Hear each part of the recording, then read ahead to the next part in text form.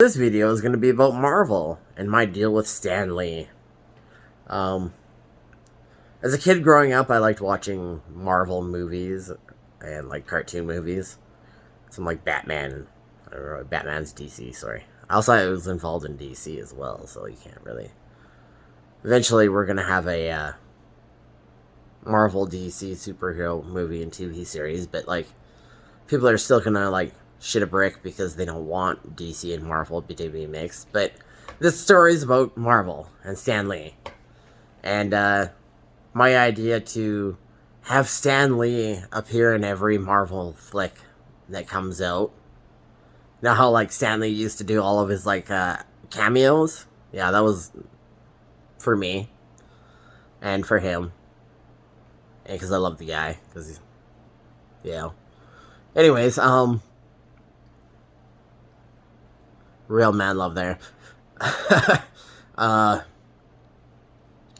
He created a indigenous Canadian superhero for me as part of our deal.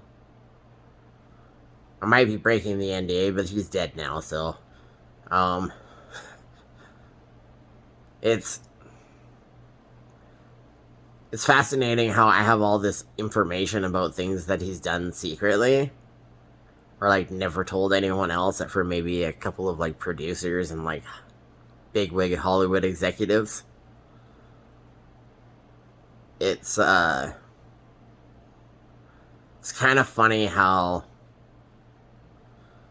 Captain America right here. See, but I got man boobs, so like I clearly can't be him. It's very interesting how I picked the storyline and I go through most of it. Like, I'm gonna use this terminology again, this example. I designed the coloring book. I drew all the lines. The other writers that finished it pretty much just colored within the lines.